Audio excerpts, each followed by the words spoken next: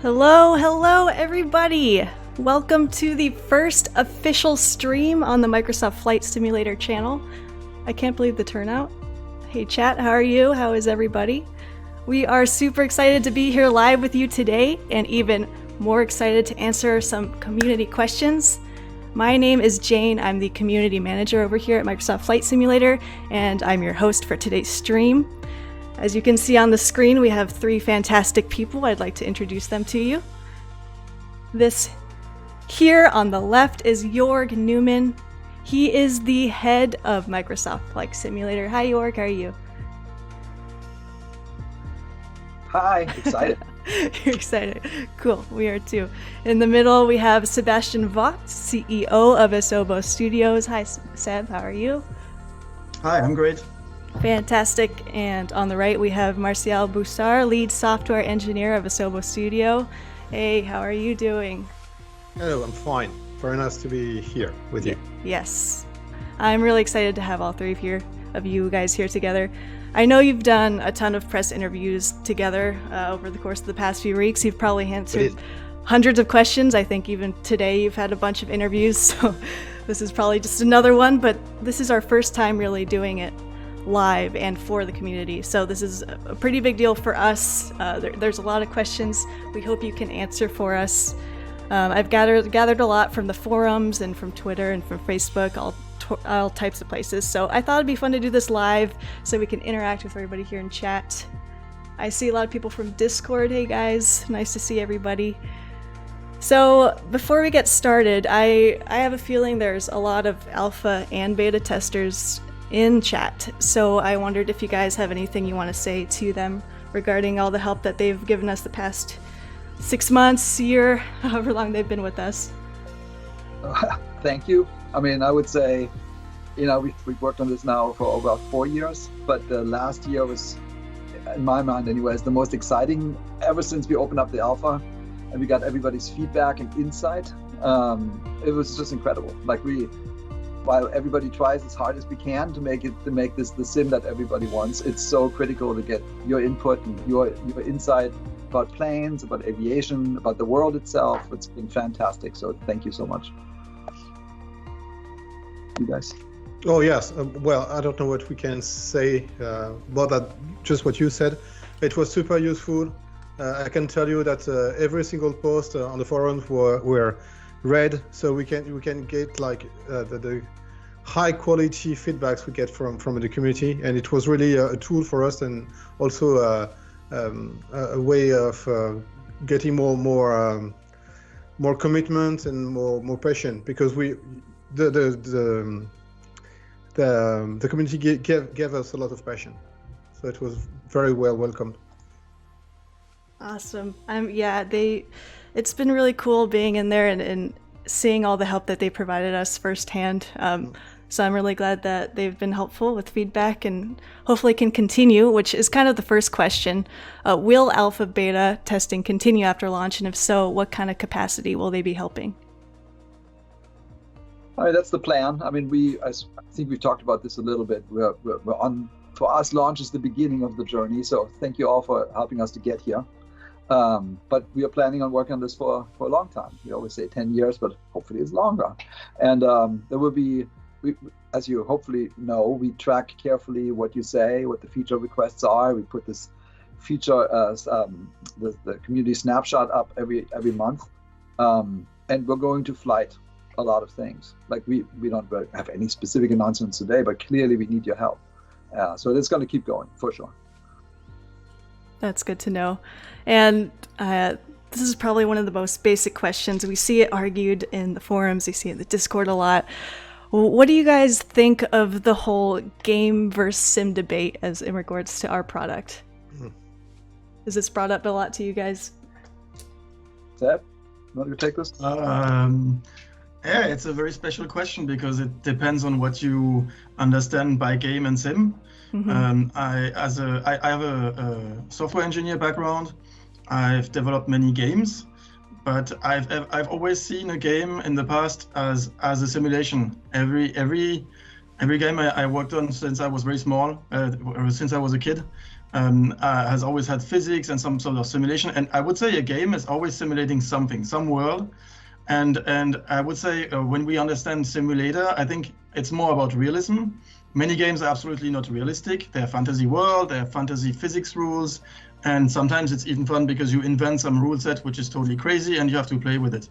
And a simulator, and more specifically Microsoft Flight Simulator, is based on a very realistic rule set, and so it's simulating a very realistic world. But then there's aspects like gamification and all sorts of things. Some people understand this, and absolutely not in terms of Microsoft Flight Simulator. It's been designed as a simulator. It's designed with realism, authenticity in mind, and as a first focus.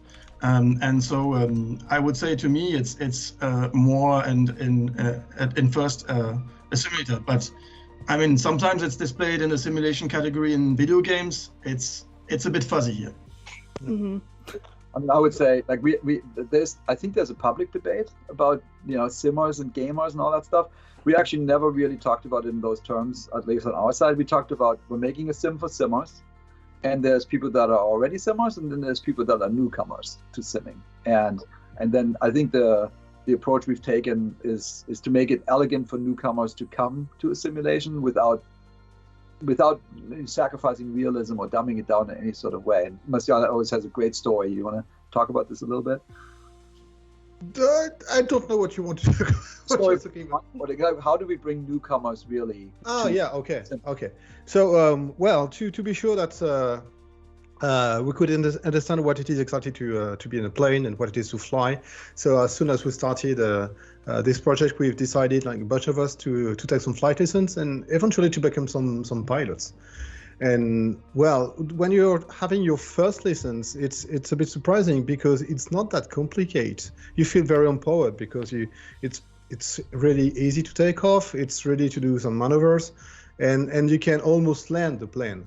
And well, it's not because flying is easy, because it's not that easy, but it's because you've got an instructor next to you. And this instructor, it does everything that are a bit tricky, like the rudder to start with, because if you don't use the rudder, then your plane will go to outside the track, and the ATC controls and some of the instruments and the checklist, everything has been delegated to the instructor without you even knowing.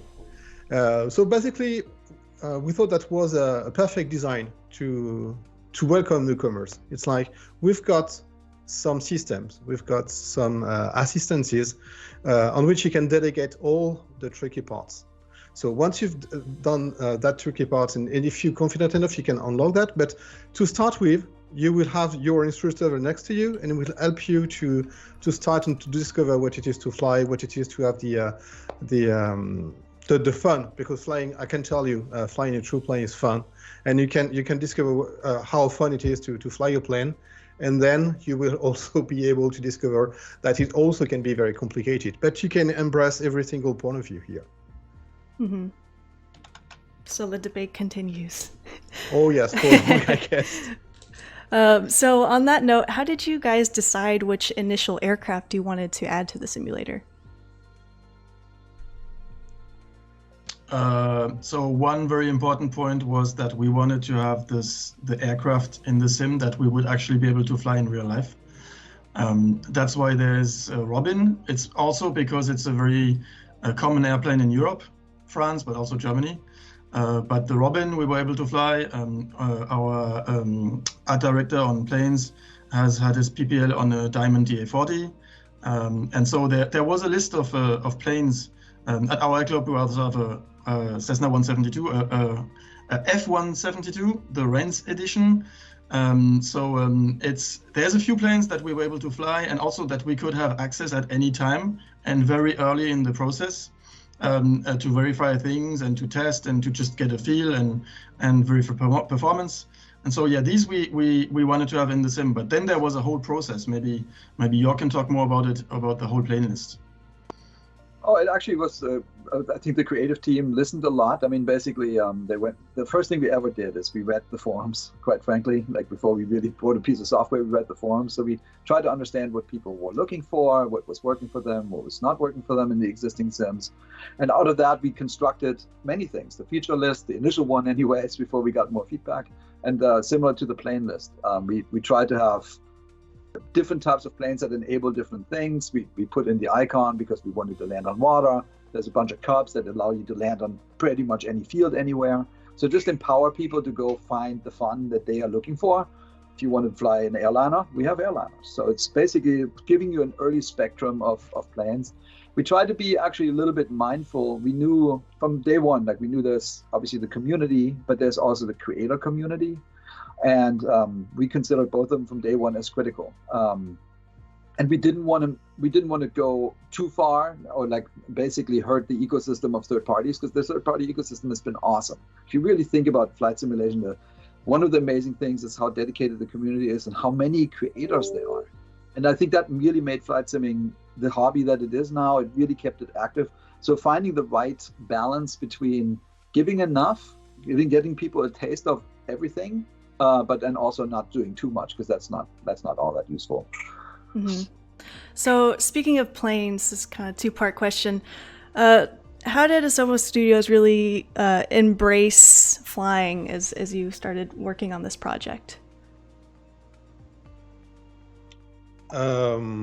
Seb, do you want to go with? So my first flight experience was a bit like Martial. So when we, at very early stages, while we did some tech prototypes, one important thing for us, and that's been one of our, I would say, principle at Asobo has always been to put our shoes into the end user, or at least into what we're simulating.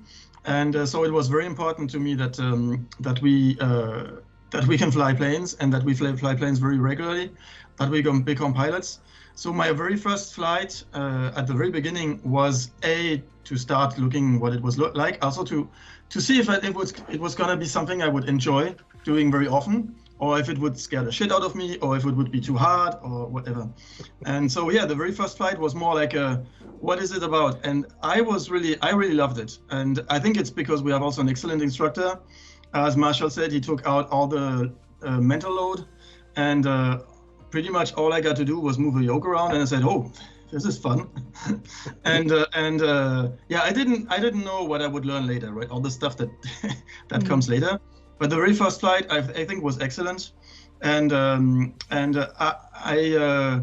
so I'm more a scientist guy, so I really love all the numbers and weather data and performance and engine. So I ask a lot of questions.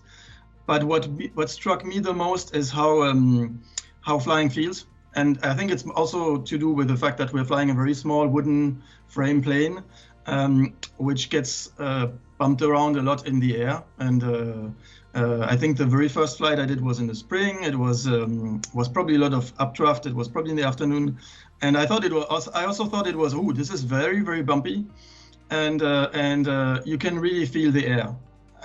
When I had the yoke, I could feel every bump. You feel it in the yoke, right? Because the plane is pushed around and the yoke moves a little bit. You can almost feel the plane in the air, and you counter a little bit. And yeah, the instructor also tells me, I like it how I was fighting, and he says, "You're fighting too much. Let it go a little bit. Let it live.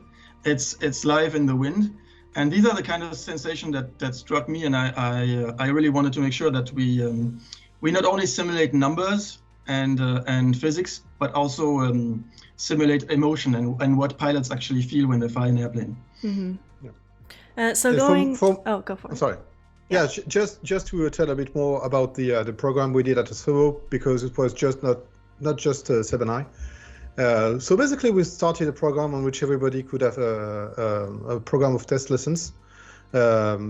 It could either be to eventually become a pilot, but also like that kind of discovery sessions you can get. It's 5 hours of flight, so people could choose. And even if it's just a discovery flight, just 1 hour to see what it is to a plane, almost everybody did that kind of flight. So to really understand what it is to be in a plane and what are the feelings and what is the mood of flying.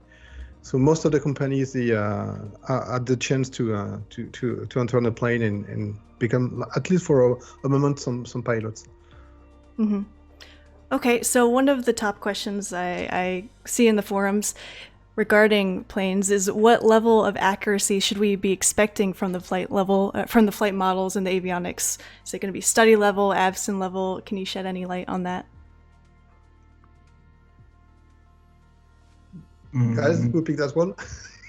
Yeah, I mean, I can talk about some of the, so you can really split it up into categories, right? There's, when we work on an airplane, there's the performance side. So we want to make sure that the engine has the right performance at each altitude, or that the plane has the right climb speed or cruise speed. And then usually there's weight, sometimes there's temperature in there, and there's all sorts of parameters. So on the performance side, so many times there's actually data.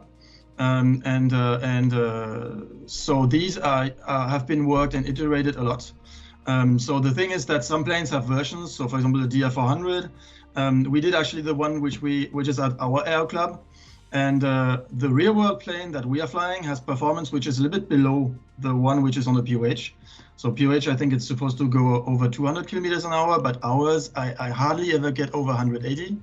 And so the thing is, we try to match POH data, but sometimes, and it happens also with a lot of the Textron pilots, sometimes we have the chance to have spend a lot of time with pilots of that aircraft, and then the pilot says, yeah, but the POH, it's a little bit above, it's a bit below. And so when we had that kind of information on top, we usually try to adapt. I think this is something where one of the next steps in our backlog is to offer the opportunity that users can actually tweak a little bit the plane, because some planes in some aircrafts are very old, some planes are very new, and so one thing my instructor told me, yeah, the DR400 has a glide ratio of 10, but it's really 9 because our plane is old, and stuff like that, which makes planes a little bit different. I think it's something we want to add, but currently we try to sort of find the average. Every plane has some sort of a box. That's something we discussed with the Icon test pilot. Every plane is a little bit different, but I have a frame where it has to be in. If it's not in, then they cannot certify it. And so our planes are within the box and have been reviewed with pilots. And the idea is to open up so that users can actually hit a little bit left and right. That's for the performance. Then I think the other thing is the feel. So some of the feel is documented, like roll speed, how fast can the plane roll.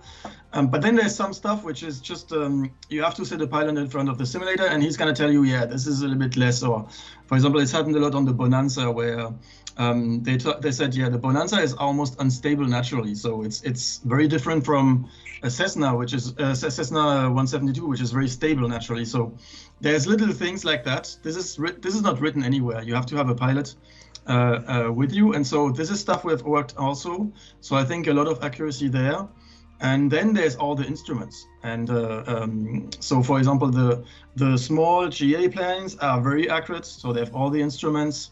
They're working. They're very precise. And we have added a lot of instruments that are simulated on top of what FSX was doing. The G1000 is fairly complete. It does a lot of stuff, but it's missing some features. A lot of the features have been added lately, and we're continuing to work on these. And then the bigger it gets, the more systems there are, the more we're going to focus on the actual flight. So for example, for the airliner, we have implemented what is necessary to make a flight, whether it's autopilot or FMS or manual. For example, the airliners don't have yet the seatbelt button because you do it during a flight, but you don't need it for a flight. And so this was just a question of priorities. So airliners, I wouldn't say are not full study level because they don't have absolutely everything that is possible in an airliner.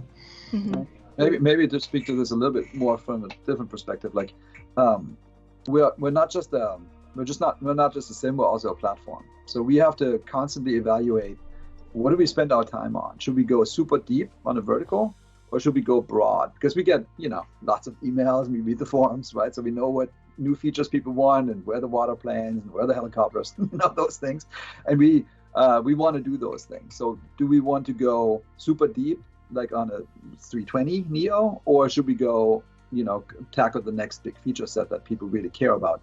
And then I think right now we're saying, it's probably better for us to go broader, because we are the platform. Nobody else can really do that for us.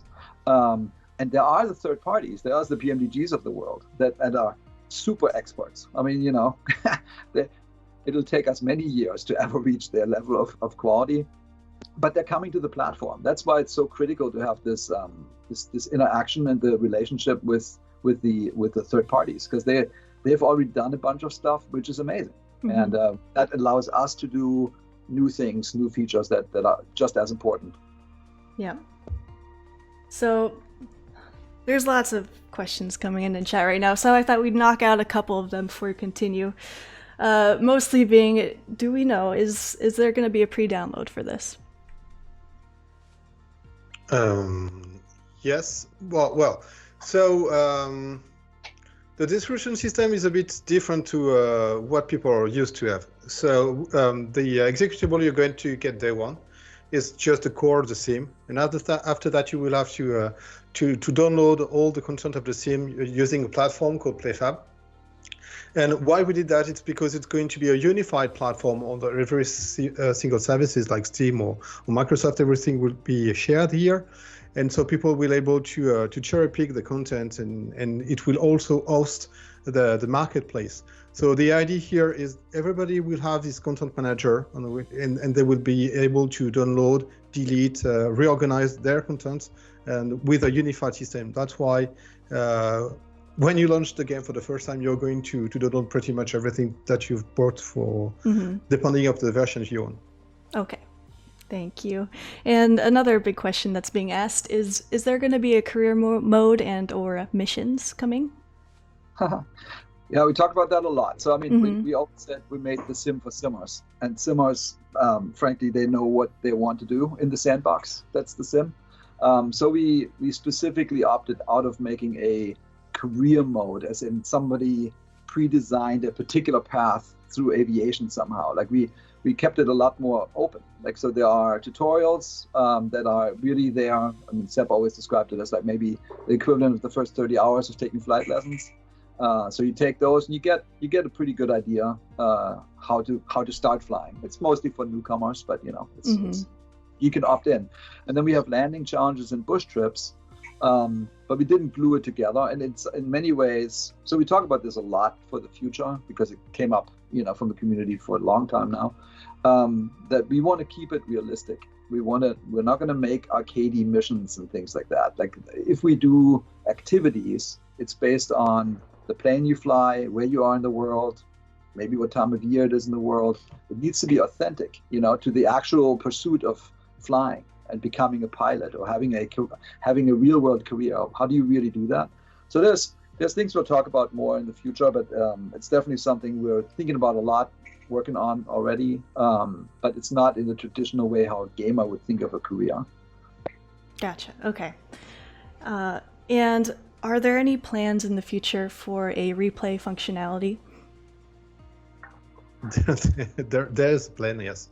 Yes, it's something we would like to bring, definitely. So we can't tell you exactly when it's going to happen, but it's on the backlog for sure. Awesome.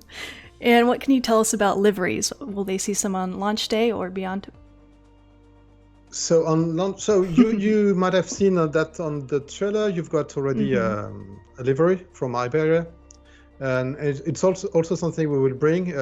It's also a commercial relationship we have to get with the companies, and well, during this COVID period, they are dedicated to something else, I guess. But it's something that we brought with the time. Regarding liveries, we've got some surprises for the alpha and beta testers, and we also have surprises So liveries are coming. Yes. So you said there's a surprise for the alpha and beta testers. Ooh. Yes. Very interesting. Yes. Hey. No, but seriously, so maybe I should say this. We try to license everything, like we really do. Like we have all the planes licensed, and like everything that you see is actually appropriate, right? But the airlines, I think, really are. We've literally contacted all airlines, like literally, and we're trying to get everybody's livery. And some of them are allowing us to do this now, and some of them I think it's going to just take a little bit. But do we want to? Absolutely.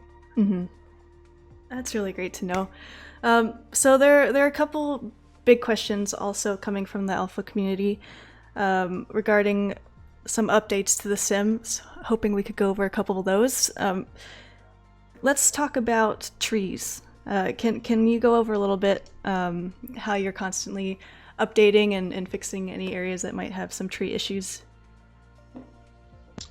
So I've seen a lot of the feedback in the forums. I've had the issue myself because I fly a lot in Arcachon, and in Arcachon the tree line was too high, and I sent a picture of the tree line on the airport in the sim, and the issue was that the artist, this is a special species, and the species data was correct, right? It was based on biological data. The problem is that in real world in this area they're way smaller.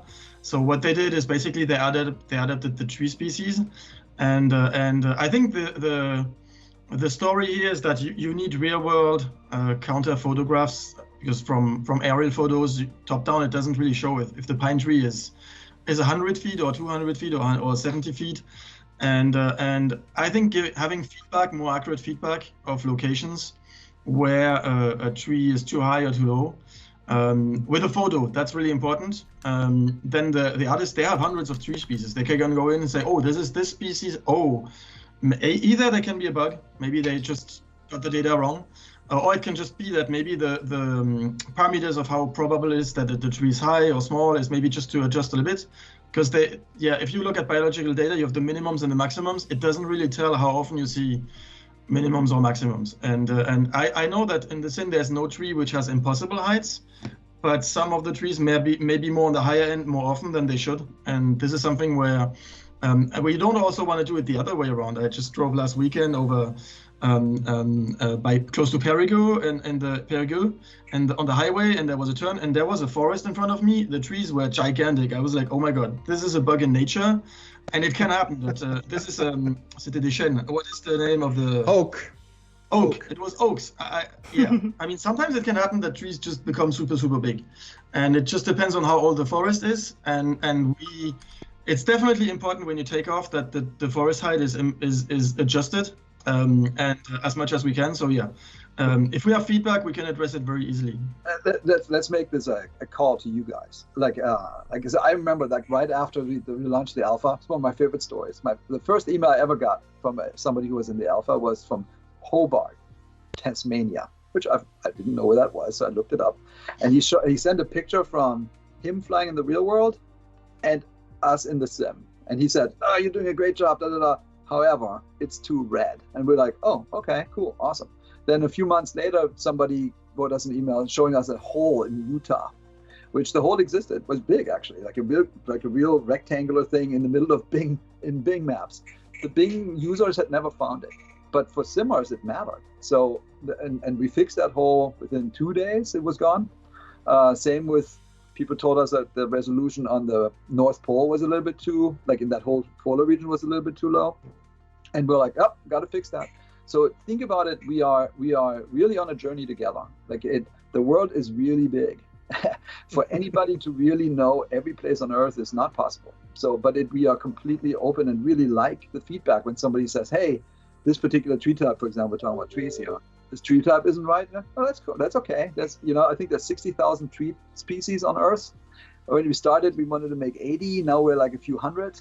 We're going to keep it, right? We're going to make this better and better and better. That's the whole dream here. This is an ever evolving world, and we need your input. And it's going to be, that's the only way we're going to have really to get this right. Yeah. Yep, exactly. And regarding water, can we talk a little bit about water masking and the different types of water that you're bringing in? I know there was some confusion with how some water was masked in a trailer versus what's in the actual sim right now. Can you go over kind of water dynamics there? Yeah. So basically, we have a system in which the water has a color and a depth. So that's the color of the liquid. And depending on the depth, basically you can see what's below underwater or not. And the underwater photograph that we have, so it's same source data source. It's in Bing.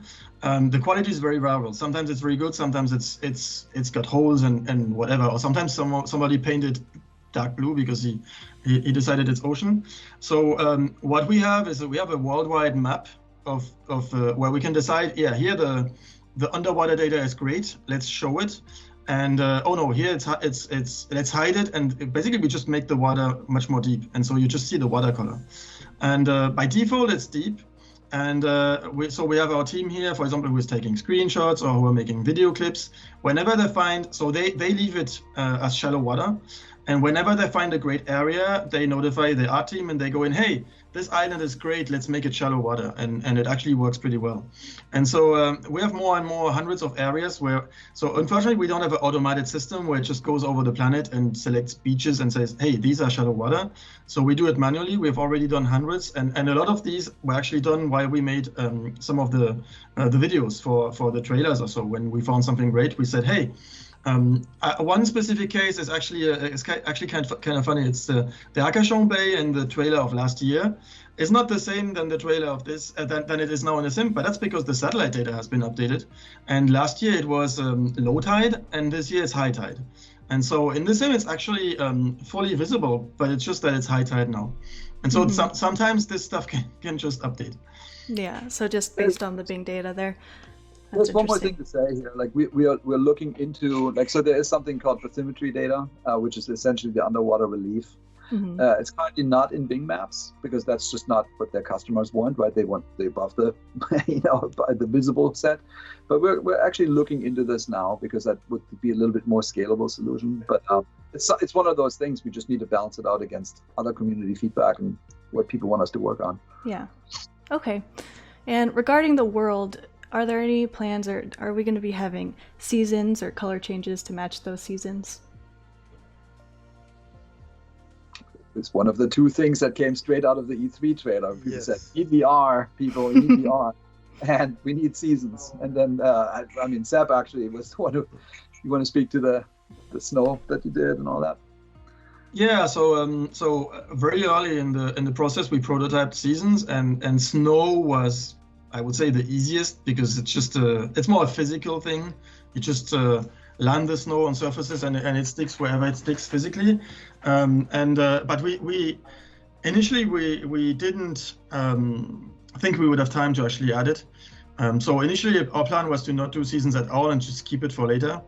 And then there was a lot of community feedback and requests for seasons. But what we found is that actually the number one request is really snow and snowy landscapes and in front of actual seasons. So what we said is, okay, let's do a weather type of snow where you can change. I think there's no snowfall and snow depths sliders. I think that's what is in now, it makes the runway slippery and stuff like that. But it's not full season. So in the sim you can change the date and it's gonna change the daylight and it's gonna have the real-time weather. But what is missing is the actual effect of seasons. It's leaves turn brown and the grass turns brown, and then there's at our air club, if you fly in the autumn or in the spring, you're gonna get the bird season, right? Alert, and I actually almost hit ducks, right? There was hundreds of ducks. I was with the instructor and he took over, right? We did a maneuver to avoid the ducks. And it can be pretty dangerous. And the seasons is all about many different things, right? And then you maybe need a snow truck on the airport, and then you need de-icing. When they spill the de-icing liquid over the planes. There's so much more to seasons. So we said, yeah, let's do a weather type of snow. We already have the seasonal weather, and let's do the other aspects of seasons later. So this is in the backlog, and we're currently working on this. Yeah, we have a strike team. It's called Worlds 2.0 strike team, and it's in that. Like, there's all kinds of, we're collecting all kinds of things that we would like to improve in the physical world itself. But it's really just, again, priorities that we hear, what pops from the community, and that's how we prioritize. Yeah. Speaking of, are there plans to add in more special effects like smoke on tires and contrails and that sort of thing? Yeah. So we are definitely working on a new effect system, and that's going to be in the first update we're going to deliver to the public. We can't tell exactly now, but we're working hardly on that. That's awesome. And of course, one of the biggest questions we're getting right now, Can you shed any light if there's going to be some sort of a shared cockpit in the future? Same here. So this has been very well identified as something that was needed. So I can tell you it's also something we are working on. It has been started. And so for now, we are not, like we did for the sim before, we're not giving dates. It's going to be ready when it's good enough, but it's something we'll bring to the sim, yes. Awesome. And another big one would be, we have mentioned that we will see helicopters added to the sim in the future. Do you have any plans on the community helping to test this, maybe from the heli-simmer community and something of that nature? Yeah, Sergio just wrote an email this morning. So the answer is yes. Like when we say how much we appreciated and frankly benefited from everybody's input, it's going to be the exact same here, right? Like some of us will have to take some helicopter lessons, and then we will also rely on people who fly all kinds of different helicopters because we need to get lots of input.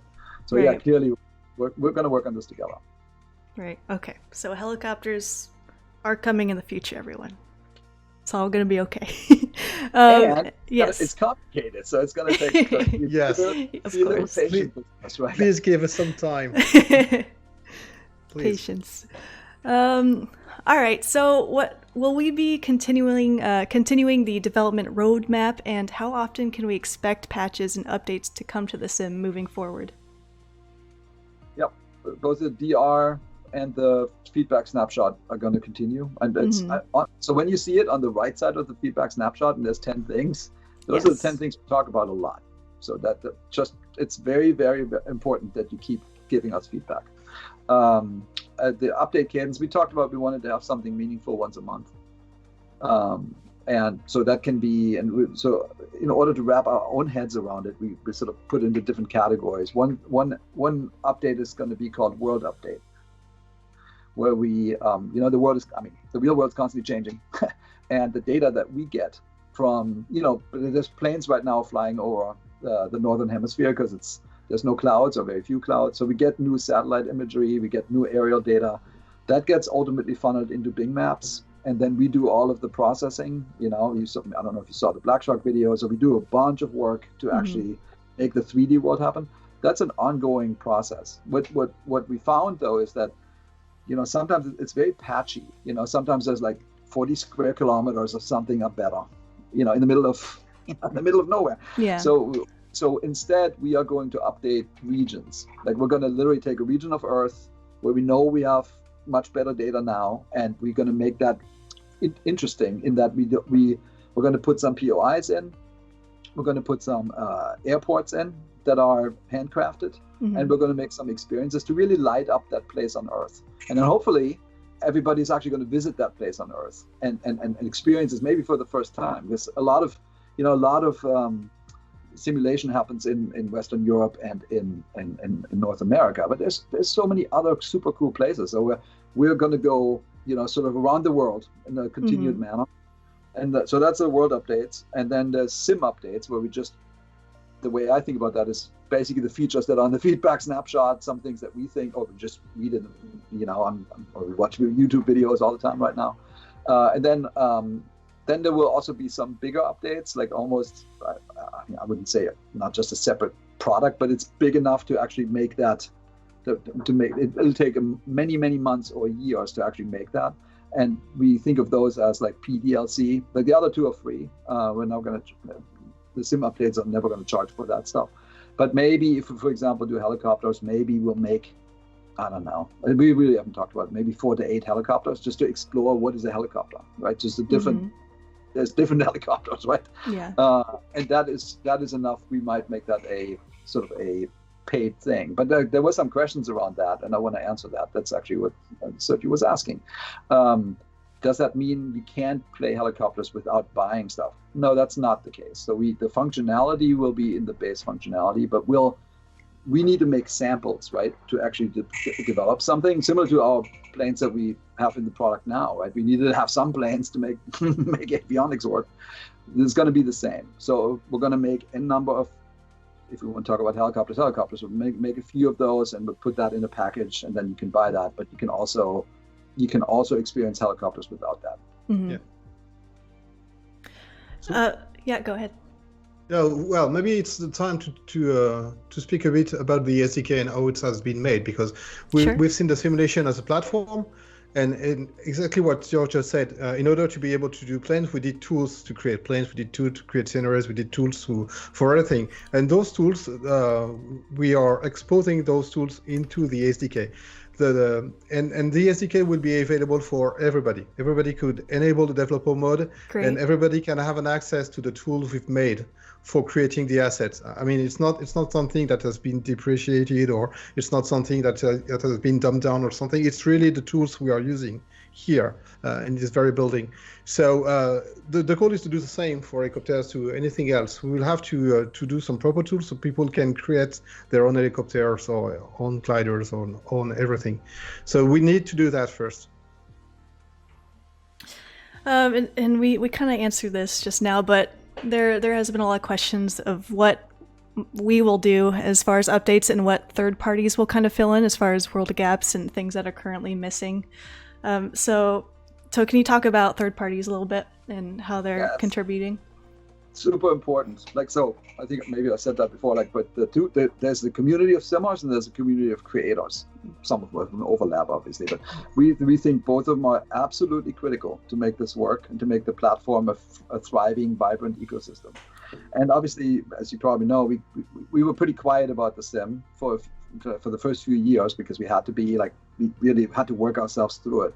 But after E3, last year when we announced, the following weeks were spent calling third-party developers, asking them, hey, we want to work with you. What do you need in the SDK? Let's go work together and figure out what the features are. And it's been great. And it's so awesome to see what's happening now. Just a few weeks ago, we opened up this partnership program, and I think it's now close to 700 companies that have signed up. Wow. It's crazy. Yeah. And then so that just the other day, and it's so awesome for us to see this, right? So just the other day, we basically said, hey, if you want to share your pictures of what you're making, go ahead. Oh my God, there's 100 airports, dozens of airplanes. That's why we're doing this. It's a platform, right? Mm-hmm. It's good to see that people are embracing it, really. Yeah. So let's delve into a little bit about airports. I know there was some confusion when we first announced the different editions and which airports were handcrafted. A lot of people want to know, what does handcrafted really mean? How many airports will be in the sim? Can you explain that a little bit more? Seb, do you want to take this one? Yeah. So I think the when we say handcrafted, we're really talking about the infrastructures more, the buildings. Every airport on the planet is in the sim. So I would say it's even more than every airport, because we have aerial data for the planet. So even if there is just a small grass strip that some farmer uses once a year to fly up and put some stuff in his fields, it's going to be there because it's in the area. And so you're going to find some grass and you can land there. It doesn't necessarily mean that it is a real airport which is registered. We have 37,000 or so airports which are actually there on the map. You can find them and you can start there and take there's going to be a runway or grass strip. These have also all been handcrafted, but only the runway, the taxiway, the parking lots, and some data, right, to make the airport functional so that you can actually go there and land and all that stuff. Maybe frequencies for radios, all that stuff is there. But the buildings are going to be based on the technology that we showed last week from Black Shark. So they basically find where the building is, they have a footprint, they look at the satellite data, they find what roof type it is, they have a classification of AI which goes in, this may be this type of hangar, or maybe this is a terminal. And then it generates a procedural building. So 37,000 airports or airfields or things have generated hangars and terminals. But the handcrafted airports, what we handcrafted, someone went in, or a team went in even, had pictures and reference material, and they made the actual terminals and each building hangars, and if there's a fuel pump which has a certain color, and they really customized it so that it looks like on the photographs and doesn't have the generic automatic buildings anymore. But you can fly to any of the 37,000. It's going to feel reasonably realistic. Building's going to be in the right spot. And in Arcachon, the hangars look okay. They're like the same color. They're maybe not exactly the same hangars, but it still works. But every runway, taxiway is all in the right spot. It's still way good enough to actually go fly there and do all the flying you want to do. It just doesn't look exactly like real world. Where the handcrafted ones, they look very, very close to photos. Yeah, and I know the alpha community helped a lot with some of the airports as far as telling us how we could improve. Part of the testing there. So thank you again to the community there for all the feedback you've been providing. Another big question I'm getting is, will you support freeware developers modding the default aircraft to be released on the marketplace? Modding. It's something we haven't quite discussed, I would say. Yeah. It's I would say in pure technology, it's not impossible, right? It's the format is the same for the SDK than what we're using, so it's not harder to customize a plane. It is a question. There's also a problem with that. So if it's a totally different plane, it's different problems than if there's like an infinite number of planes out there.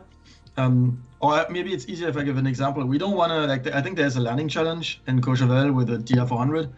We don't want to have a rocket DR400 in the sim, which can just, I don't know, vertical land on the runway or something like this. So I think, we haven't talked about this a lot, but I think technically it's possible, but it might be hard. How that can work. It will be seen as another plane. You can get the data, you can create a plane with the tools we've got, which will be seen as another plane. The tricking part we are talking about is the one that Seb was, I think it was on these interview sessions, because we were making so much, I just can't remember. you know, with the kind of slight differences you can get from one model to the others because of the because it's used, or because it's every planes are completely reworked, and there's different session of what English for that? Seb, help me. Quand il est démonté, qu'il le remonte. I'm sorry. Every time they do maintenance, they take them fully apart. This is impressive. Maintenance. It's the same in French. You see your plane. It's the same in French. I'm sorry. It's kind of impressive, and they build it back together, but then the plane is a little bit different. When you fly, you say this doesn't feel the same. So for the tricking part, we're going to offer the possibility to do some slight changes. So for instance, we are used to fly for GR400. They are never the same. So you can basically tweak the planes in order to get really what is the performances of yours, for instance. But apart from that, we don't have any modification systems. People could do deliveries. Yeah. Okay. So the only thing I wanted to say was we took, as I said before, we took the licensing super seriously, and it has great benefits. Like, because we have this relationship, for example, with Boeing or Airbus or Textron, they give us the POHs. Sometimes they give us more. They give us CAD files. They also give us access to sometimes the designers of the plane, definitely to the test pilots of the plane, and I don't know if they would allow us to go modify our the base sim. And so if that's the question, can we modify the planes that come in the base product? Maybe not, because of that reason. But we'll look into it. If it comes up a lot in the community, then we're going to talk about it more. Yeah, that makes sense. So this is kind of a fun question, but what was one thing that each developer needed to learn that was the most fun for them for this new simulator?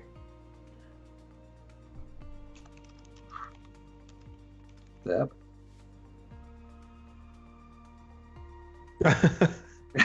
Stopped. I think so. I didn't catch the questions, the meaning of it. I'm sorry. Like, is there anything the developers had to learn going into this new simulator that they just had a ton of fun learning? Everything. Everything. Yeah. I really liked the aerodynamics. I think it was a ton of fun. So I like that. The thing I liked the least was the, what is the name? Frontology? That's a weird science. I don't know. I didn't like it at all. I still don't understand it really well. It's some sub science of weather, weather fronts, how they work, whatever. I don't really understand that. I prefer just watching the forecasts. But the most fun to me was aerodynamics, definitely, and how the planes fly and why is there adverse yaw, right? Stuff like this I really like, and I like to go experiment it in the real plane. Yeah. Cool. Thanks. And I'd love to address another alpha question, which would be, can you speak to the progress that you're making now on Autopilot and the bugs and issues that they've seen going into launch? Okay. Well, we are still working on the Autopilot. We had a conversation with Sebastian no longer than yesterday about that. So it's going to be a work in progress. We're going to add layers of improvements on every single update. Seb, do you want to talk about the Autopilot in particular? Yeah, so they are fixing, there's a full team. So the Autopilot team is maybe our biggest team, actually. It's because I think one of the big changes is that now the Autopilot is different on every plane. And for example, the Boeing Autopilot style is very different from the Airbus Autopilot style. And so the 747 Autopilot is totally different from the A320 Autopilot. And so that team has a lot of work. And so they also had a lot of bugs. They have fixed, in between updates, they have fixed many bugs, sometimes on one plane type. What was really great during the alpha phase is that we could roll out updates to the Autopilot. Sometimes, however, when one plane got fixed because the system was changed, it would break another plane. And because the Autopilot is now different, it's not just one system and it's the same on every plane, which would have been so much simpler. But no, yeah, that's really the big thing. I know they fixed a lot of bugs during the last weeks. There was a few videos out, so we watch all the videos about the sim, every content creator, everything that happens. So every time I saw Autopilot bug, I send it to the team, and most of the time they were already fixed. It's just that the update wasn't rolled out to the public. Sometimes also, however, it's they told me, yeah, but that's not how the Autopilot works anymore. It's because it's this way in the plane, and review this with the pilot. So the thing is also because the Autopilot system has changed from FS6 a lot. And because it's now dedicated to every plane, sometimes people are not used to how it works. But yeah, there were also many bugs that they have addressed. And I know there's still stuff they need to tweak. For example, there was an oscillation bug. It's not just one oscillation bug. It was a little bit different on every plane. And I know they told me they fixed it on many planes. So hopefully it's gone. Maybe it's not completely, I don't really know. Actually, it's funny enough, I once did a flight from Denver to Wichita, and I was on a small jet. It had an oscillation bug, like the jet for 1 hour went do in real life. So I was saying to myself, yeah, this is something which is maybe a little bit harder and actually can actually happen in real life, and they must struggle with this too. But so yeah, this is one of the things we struggle, and yeah, they have done a ton of updates already. So I think it should be much better in the release version. But we will be we will look very much at feedback, at any issues people still see, because it is just so complex when they test it, because sometimes the bug can be depending on the route when they make a navigation where they're actually flying, because in that place there's a constraint which doesn't work, or all sorts of different kinds of stuff. And so, yeah, this is definitely something where the world is huge. There's an infinite number of routes you can do. There's many different planes with different systems. They all work differently. And feedback is going to be very important. But we have a big team on it. They're fixing around 50 bugs a day. So I think it's moving fast. If we have the right feedback, it's going to move very fast. Yeah, that's a fantastic answer. Thank you so much, Seb. We have about 5 minutes left, so I'm going to ask two more feature questions and then go over a couple of platform questions. So what's the plan for updates to weather? Like, do you plan on adding more types of clouds, like cirrus clouds? Can you speak to that a little bit?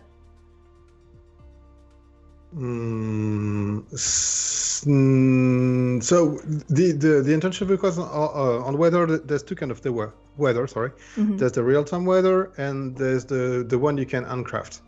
So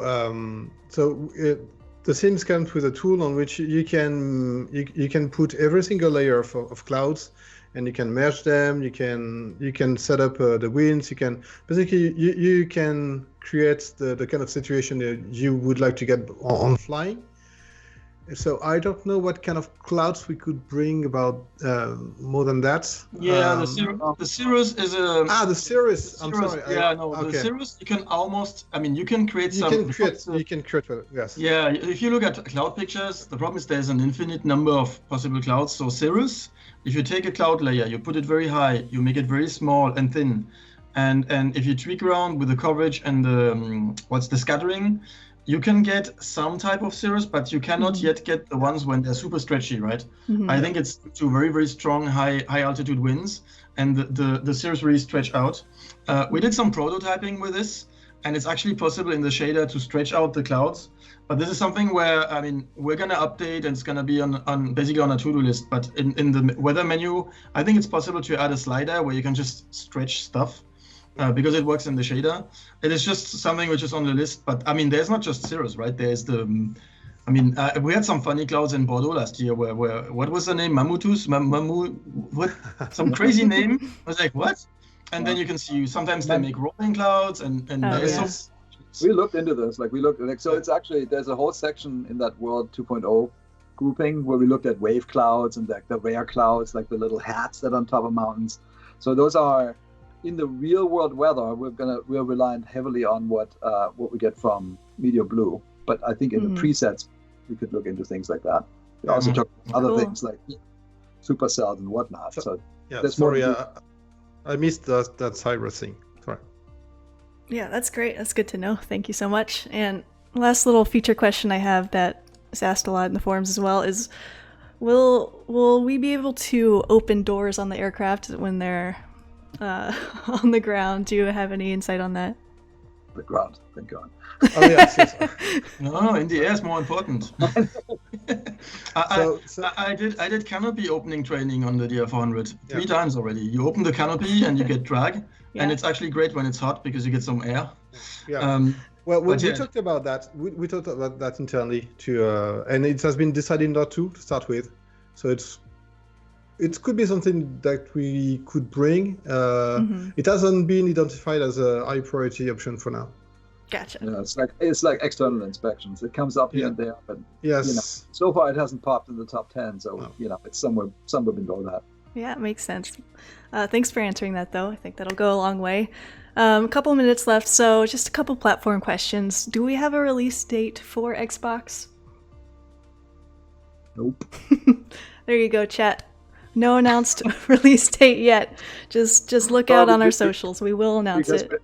It's just work. Like you have to figure out when are we actually. It needs to be great. So it's just work. And once we know how much work it is left, then we'll know what the ship date is. Yeah. Yes. It's basically a rules and flight team because when we start the features, we don't really know how far we can go, what will be the techniques we can find, and it's a lot of research and development. So most of the time when we're starting something, we don't have an end date, and we want to bring it to the level of quality, or we're pleased enough, and we can go to public then. Yeah. Okay. And is there any difference between the Steam version and the Microsoft Store version? No, the launcher is different. Yeah. No. Same content. I was talking at the very beginning of this presentation. We were talking about the Playfab system, and this system is used to unify all the versions we've got. So basically, you will have the same content. It will be the same packages. You will have the same multiplayer or services options. It will be one unified world, so you can fly with every single kind of users. There's no barriers, there's no frontier. It's the same experience. Great. So everybody will be able to fly together no matter what platform. Sounds like. Exactly. Perfect. Exactly. Well, it has been an hour, so we'll stop with the questions there. Thank you guys so much for making the time to do this for chat. We really appreciate it. And I think this went pretty well, so I'm thinking maybe we should do this once a month, do some developer Q&A. What do you guys think? I think that's great. Like we've been waiting for this, and it's great to find that we're finally ready to do this. So let's do it once a month. Sounds great. Perfect. So guys, feel free to follow this Twitch channel. We're going to be doing these Q&As once a month to answer top community questions. There'll probably be a place in the public forums once those are live to kind of submit questions, and that way we have a really great list going when we do these. And also watch out, next week there's going to be a ton of Twitch streams here that I'll be announcing tomorrow on our socials, so stay tuned for that. This has been a ton of fun. Do you guys have any final words, last words before we take off? Again, thank you. And this is the beginning of the journey.